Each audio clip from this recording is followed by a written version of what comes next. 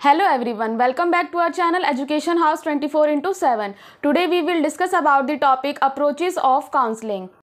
Counselling की 3 approaches हैं। पहली है डायरेक्टिव काउंसलिंग, दूसरी नॉन डायरेक्टिव काउंसलिंग और तीसरी है एक्लेक्टिव काउंसलिंग। अब आज की इस वीडियो में हम इन तीनों को वन बाय वन डिस्कस करेंगे और ब्रीफली जानेंगे कि इसको इन टर्म्स को किसने दिया है और इसके अंदर कौन कौन से पॉइंट्स जो हैं वो हमें जानने ज़रूरी हैं। तो पूरी वीडियो को लास्ट तक ज़रूर देखें। पहली जो अप्रोच है काउंसलिंग की वो है डायरेक्टिव काउंसलिंग। इस टर्म को ई.जी. विलियमसन ने दिया था और इस डायरेक्टिव काउंसलिंग को हम प्रिस्क्रिप्टिव काउंसलिंग भी कहते हैं। जस्ट लाइक एक डॉक्टर प्रिस्क्रिप्शन देता है दवाइयों का कि सेम ये दवाइयाँ आपको लेनी है, वैसे ही इस डायरेक्टिव काउंसलिंग के अंदर जो काउंसलर होता है वो भी प्रिस्क्रिप्शन की तरह ही अपनी काउंसलिंग जो है वो काउंसलिंग को प्रोवाइड करता है। इसके बाद है काउंसलर सेंटर काउंसलिंग। इसके अंदर जो काउंसलिंग दी जाती है वो काउंसलर सेंटर होती है, यानी कि इसके अंदर जो काउंसलर होता है वो एक्टिव होता है और काउंसली जो है वो पैसिव होता है। अब बात करते हैं डायरेक्टिव काउंसलिंग के फीचर्स की। इसका फर्स्ट फीचर है during the interview attention is focus upon a particular problem and possibility for its solution. Interview के समय पे जो काउंसलर का जो ज़्यादा फोकस होता है वो काउंसली की प्रॉब्लम के ऊपर होता है, जो भी उसकी पर्टिकुलर प्रॉब्लम हो रही है उसके ऊपर, और उसके जो सोल्यूशन है प्रॉब्लम का जो कोई पॉसिबिलिटी होती है कि सोल्यूशन की पॉसिबिलिटी क्या क्या हो सकती है उसके ऊपर ज़्यादा फोकस होता है, बजाय कि काउंसलिंग के इमोशनल एस्पेक्ट के ऊपर। तो ये हम कह सकते हैं कि डायरेक्टिव काउंसलिंग के अंदर जो काउंसलर है वो एक्टिव रोल प्ले करता है और इसमें जो काउंसलिंग के इंटेलेक्चुअल एस्पेक्ट पे ज़्यादा फोकस किया जाता है एज कंपेयर टू उसके इमोशनल एस्पेक्ट। सेकेंड है during the interview the counsellor play and more active role than the client और प्यूपिल। और जैसे कि मैंने अभी बोला ड्यूरिंग द इंटरव्यू के समय पे जो काउंसलर है वो ज़्यादा एक्टिव रोल प्ले करता है as compare to client.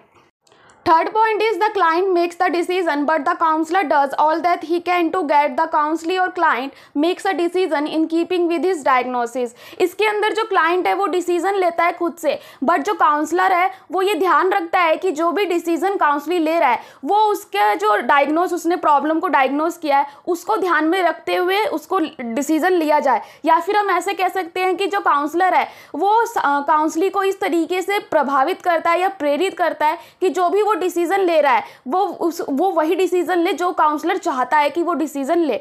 Fourth point है the counsellor try to direct the thinking of the counselee और client by informing, explaining and advising him. इस पॉइंट में ये बताया गया है कि जो काउंसलर है वो ये ट्राई करता है कि जो काउंसली है उसकी जो थिंकिंग है उसको इस तरीके से मैनिपुलेट कर दे या फिर उसकी जो थिंकिंग है वो वैसा जैसा वो चाहता है बिल्कुल वैसा हो जाए। कैसे उसको इन्फॉर्म करके जो भी इंफॉर्मेशन दी जा रही है उसको उसके थ्रू उसकी जो थिंकिंग है उसको चेंज करने का ट्राई करता है, एक्सप्लेन करके या फिर उसे एडवाइस करके।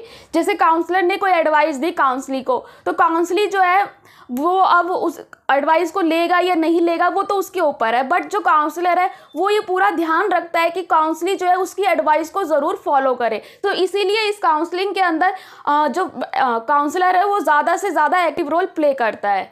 अब हम बात करेंगे डायरेक्टिव काउंसलिंग के स्टेप्स के। इसके 6 स्टेप्स होते हैं। फर्स्ट है analysis. In this step data is collect from a variety of sources from N adequate understanding of प्यूपिल।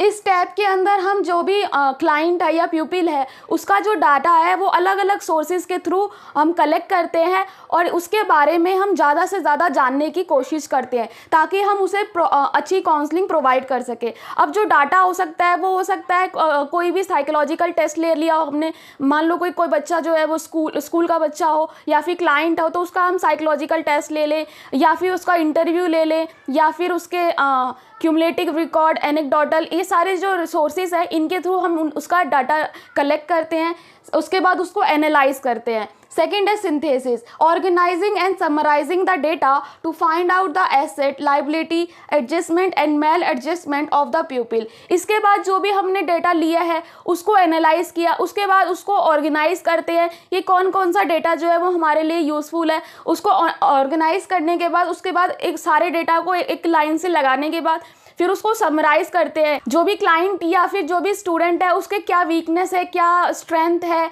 और क्या उसके एसेट्स, लाइबिलिटीज़ हैं। है diagnosis, formulating conclusion regarding the nature and causes of the problem express by the प्यूपिल।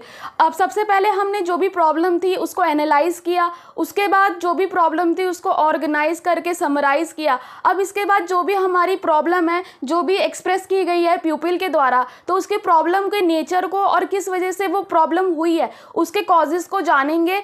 उसके बाद उसको diagnose के अंदर यही होता है कि जो भी हमें बीमारी है तो हम उसको डायग्नोस करते हैं, उसका पता लगाते हैं कि किस वजह से हुई। सेम ऐसे ही काउंसलिंग के साथ करेंगे, हम जो भी उसकी प्रॉब्लम है उसका कॉज क्या है और उसका नेचर क्या है उसको पता लगाएंगे। फिर फोर्थ पॉइंट है prognosis. This step imply predicting the future effect of the problem of client or pupil. इसके बाद हम ये पता लगाते हैं कि जो भी प्रॉब्लम प्यूपिल को या फिर क्लाइंट को है तो उस प्रॉब्लम का अफेक्ट फ्यूचर में उसके ऊपर क्या पड़ेगा।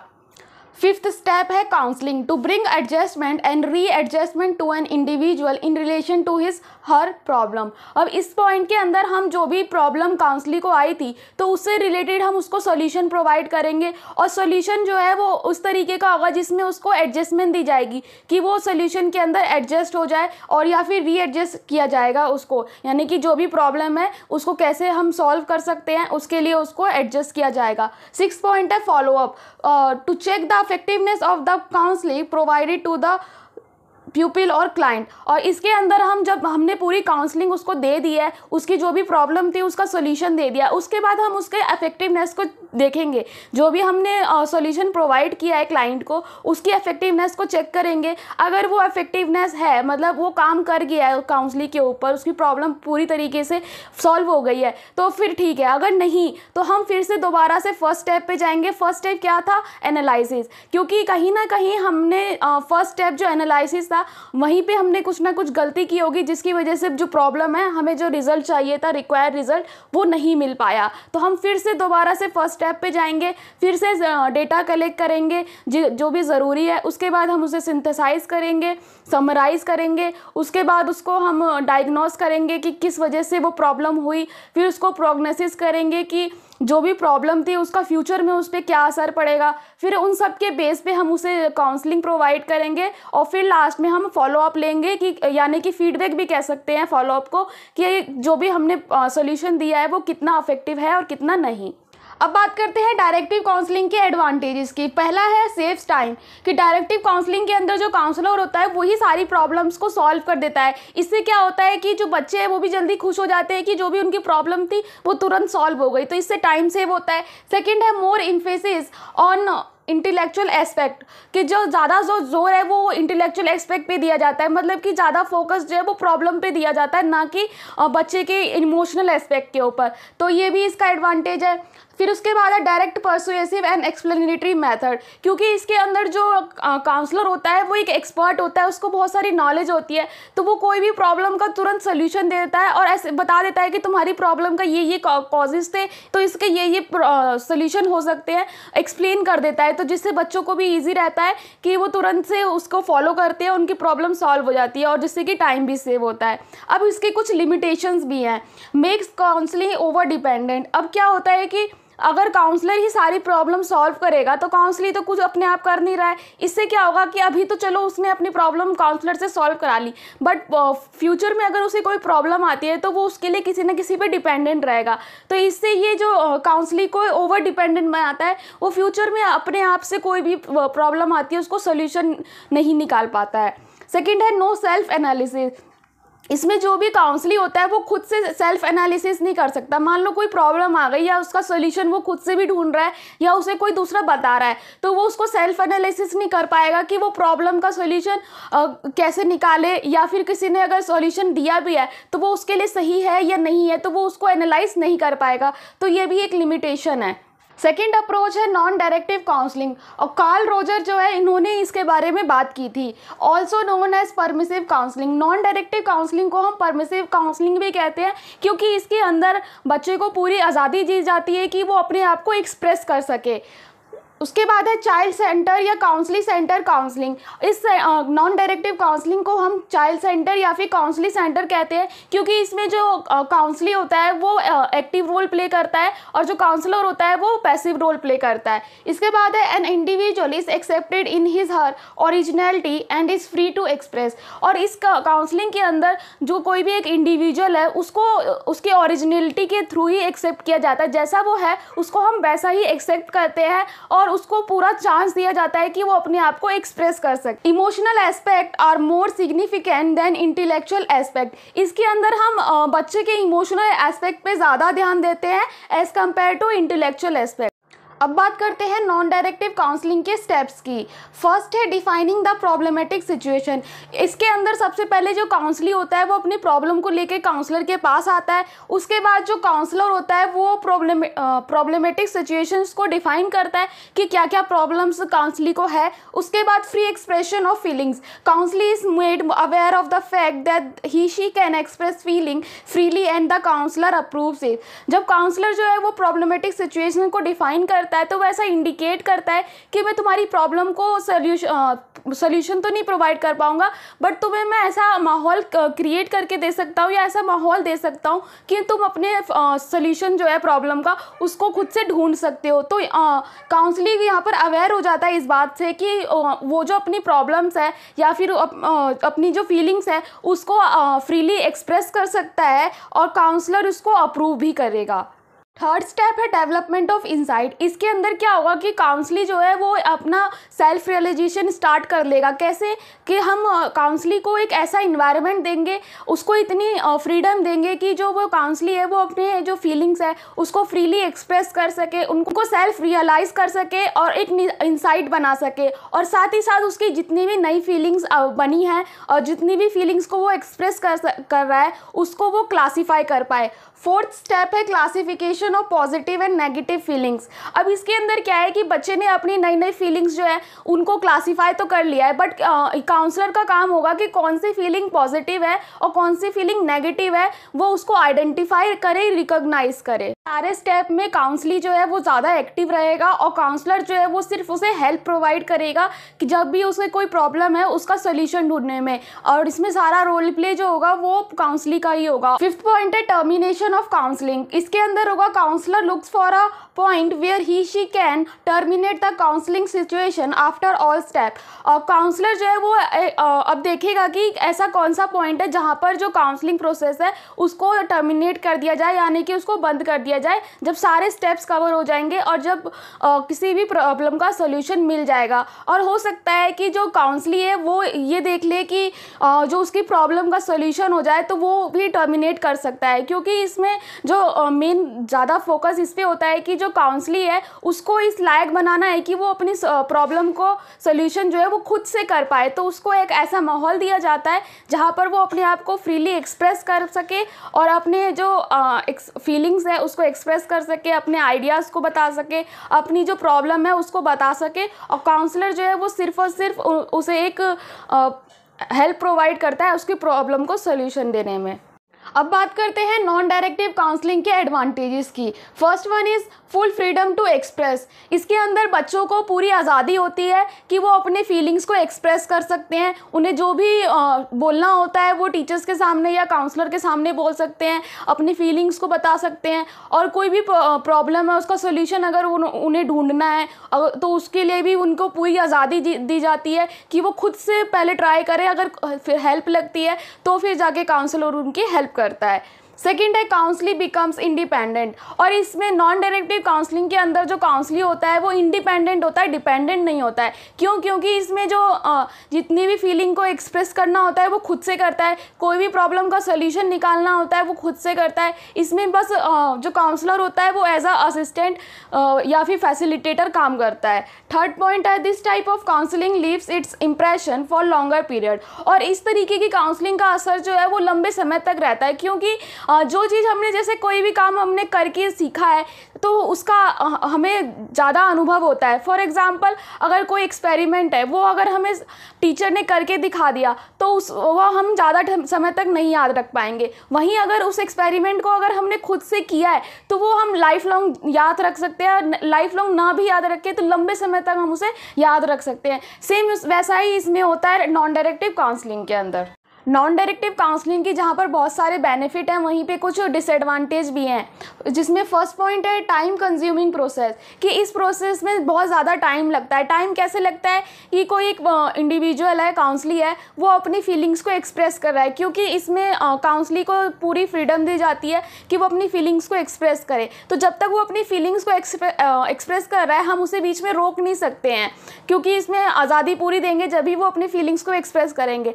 और जैसे एक ही बच्चा अगर अपनी फीलिंग्स को एक्सप्रेस करता जाएगा तो उसमें बहुत ज़्यादा टाइम लग जाएगा। तो फिर पहले वो अपनी फीलिंग्स को एक्सप्रेस करेगा, फिर उसके प्रॉब्लम को काउंसलर जो समझेगा, फिर उसके बाद उसको सॉल्व करेगा, तो उसमें बहुत ज़्यादा टाइम लगेगा। और अगर इस मेथड को हम स्कूल में करते हैं काउंसलिंग को, तो इसमें स्कूल में भी बहुत ज़्यादा टाइम लगेगा। एक काउंसलर जो है वो एक ही बच्चे के ऊपर ज़्यादा टाइम लगा देगा, बाकी सारे बच्चों को टाइम नहीं मिल पाएगा, इसलिए ये टाइम कंज्यूमिंग प्रोसेस है। सेकेंड डिसएडवांटेज है not suitable for less mature and less intelligent counselling.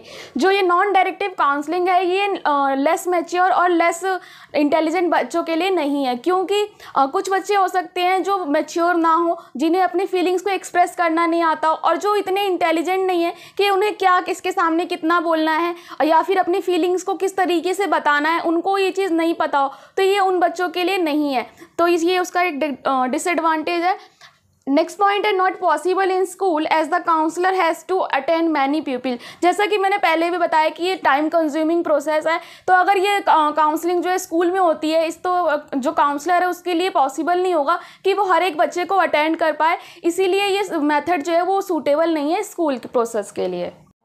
Third approach है एक्लेक्टिव काउंसलिंग। इसके जो चीफ एक्सपोनेंट है वो फ्रेडरिक सी थ्रॉन है, और एक्लेक्टिव काउंसलिंग जो है वो कॉम्बिनेशन होता है डायरेक्टिव और नॉन डायरेक्टिव काउंसलिंग का, और ये इस सिचुएशन पे डिपेंड होता है। मतलब कि जैसे सिचुएशन होती है वैसे ये स्विच भी कर सकता है। जैसे किसी बच्चे को काउंसलिंग चाहिए तो उसके सिचुएशन को देखते हुए पहले उसको नॉन डायरेक्टिव काउंसलिंग देंगे, फिर उसके बाद डायरेक्टिव काउंसलिंग देंगे, या फिर उसकी सिचुएशन दूसरी है तो उसको पहले डायरेक्टिव देंगे फिर उसके बाद नॉन डायरेक्टिव देंगे, और या फिर बीच में ज़रूरत पड़ती है तो उस अकॉर्डिंग इसको स्विच कर देते हैं। और उसके बाद है counsellor is neither too active as in directive not too passive as in non directive counselling. जैसा कि डायरेक्टिव काउंसलिंग के अंदर जो काउंसलर था वो काफ़ी ज़्यादा एक्टिव था, पर यहाँ पर क्या होगा, ना ही ज़्यादा एक्टिव होगा और ना ही ज़्यादा पैसिव होगा जैसे कि नॉन डायरेक्टिव के अंदर था। इसके अंदर जो काउंसलर होगा वो जैसी सिचुएशन होगी उस अकॉर्डिंग काम करेगा, ना ही ज़्यादा एक्टिव रहेगा ना ही ज़्यादा पैसिव रहेगा।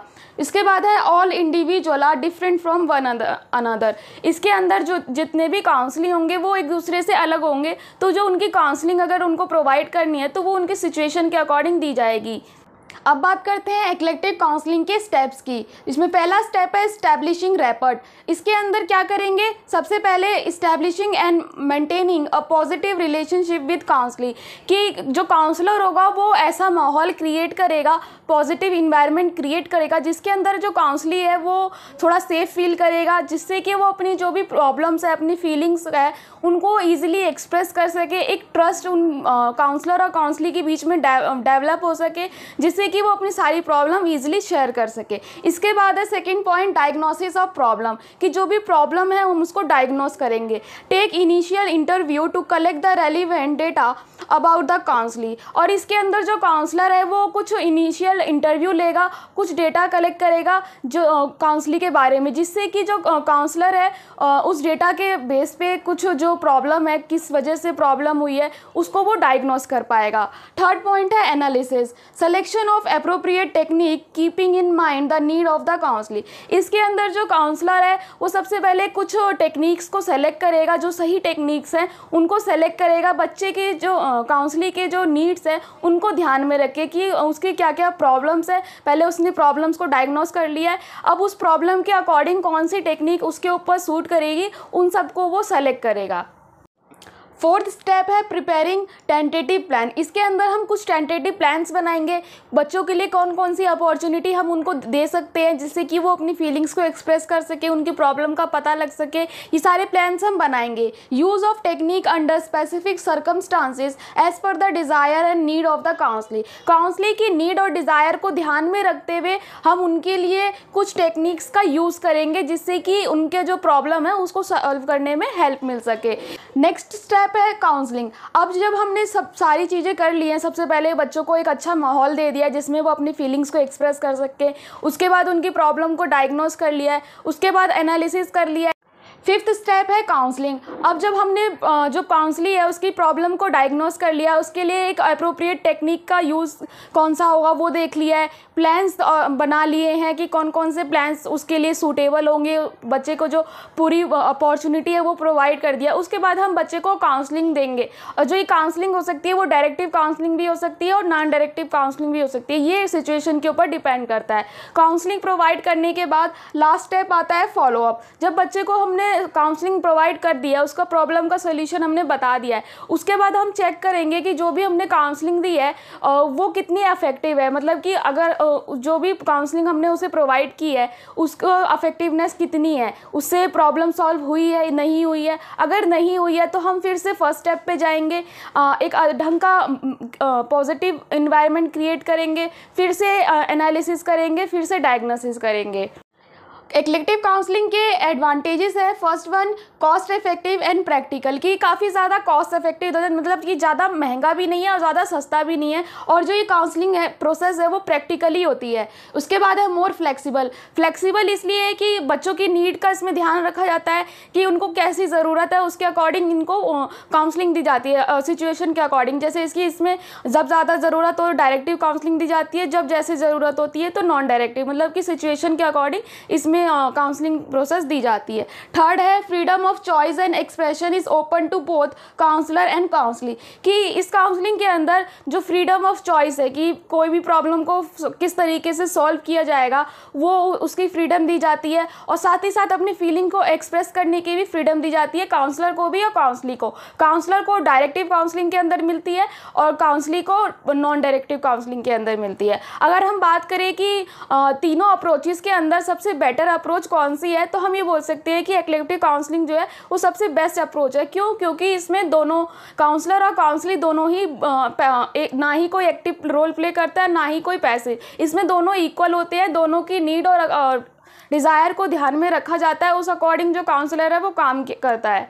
अगर हम बात करें कि तीनों अप्रोचेस में सबसे बेटर अप्रोच कौन सी है, तो वो इक्लेक्टिव काउंसलिंग की होगी, क्योंकि इसमें जो ज़्यादा ध्यान जो है बच्चे की नीड और डिज़ायर के ऊपर रखा जाता है, बच्चे को ज़्यादा फ्रीडम दी जाती है, और जब जैसी सिचुएशन है उसमें वैसी काउंसलिंग का हम यूज़ कर सकते हैं। ज़्यादातर केसेस में सबसे पहले हम डायरेक्टिव काउंसलिंग और उसके बाद हम नॉन डायरेक्टिव काउंसलिंग का यूज़ करते हैं, बट अगर सिचुएशन थोड़ी अलग हो तो हम पहले नॉन डायरेक्टिव और उसके बाद डायरेक्टिव काउंसलिंग का भी यूज़ कर सकते हैं। अब बात करते हैं इक्लेक्टिव काउंसलिंग के लिमिटेशंस की। इसमें फर्स्ट पॉइंट है रिक्वायर मोर स्किल काउंसलर। इस काउंसलिंग के अंदर हमें ज़्यादा स्किल्स काउंसलर की ज़रूरत होती है, क्योंकि इसमें पहले से डिसाइडेड नहीं होता है कि कौन सी अप्रोच का कौन सी टेक्निक का यूज़ करना है, कब कौन सी सिचुएशन में कौन सी टेक्निक या अप्रोच बेस्ट रहेगी, तो इसके लिए स्किल्ड काउंसलर की ज़रूरत होती है। सेकेंड है role of counsellor and counselee are not predetermined, कि इसके अंदर जो रोल होता है काउंसलर और काउंसली का वो पहले से प्री डिटरमाइंड नहीं होता है कि कौन पहले ज़्यादा एक्टिव रहेगा कौन ज़्यादा पैसिव रहेगा, वो सिचुएशन के अकॉर्डिंग होता है, जिसकी वजह से कुछ कन्फ्यूजन क्रिएट हो सकती है, इसलिए ये इसकी लिमिटेशन में आता है। इसके बाद है नो सेट ऑफ रूल। इसके अंदर कोई सेट ऑफ रूल्स नहीं होता कि कौन सी टेक्निक को हमको फॉलो करना है और जो स्टेप्स हैं वो किस अकॉर्डिंग होंगे, क्योंकि हमें पता नहीं होता कि हमें कौन सी टेक्निक का यूज़ करना है, इसलिए कोई सेट ऑफ रूल्स तैयार नहीं होते पहले से, जिसकी वजह से कन्फ्यूजन पैदा हो सकती है। इस पूरी वीडियो के अंदर हमने 3 अप्रोचेस पढ़ी हैं, पहला है डायरेक्टिव, फिर है नॉन डायरेक्टिव और तीसरी है इक्लेक्टिव। डायरेक्टिव के अंदर जो काउंसलर होता है वो एक्टिव होता है, उसमें जो सारे डिसीजन लेने होते हैं वो काउंसलर ही लेता है। वहीं पे नॉन डायरेक्टिव के अंदर जो काउंसली होता है उसको फुल फ्रीडम होती है अपने फीलिंग्स को एक्सप्रेस करने की, अपने चॉइसेस को एक्सप्रेस करने की, और जो डिसीजन लेना है उसके लिए भी उसको फुल फ्रीडम मिली होती है। तो इसके अंदर जो काउंसलर होता है वो पैसिव रोल प्ले करता है। और वहीं इलेक्टिव के अंदर अगर हम बात करें तो ये कॉम्बिनेशन होता है, इसमें डायरेक्टिव और नॉन डायरेक्टिव दोनों ही अप्रोचेस मिक्सेस होती है। ज़्यादातर केसेस में पहले हम डायरेक्टिव काउंसलिंग का यूज़ करते हैं, उसके बाद हम नॉन डायरेक्टिव के ऊपर जाते हैं। मतलब कि सबसे पहले काउंसलर एक्टिव रहता है, उसके बाद लास्ट में हम जो काउंसली होता है वो एक्टिव होता है। तो इसमें हम ऐसे नहीं बोल सकते कि कौन ज़्यादा एक्टिव है कौन ज़्यादा पैसिव है। तो इसमें दोनों का रोल जो होता है वो इक्वल होता है।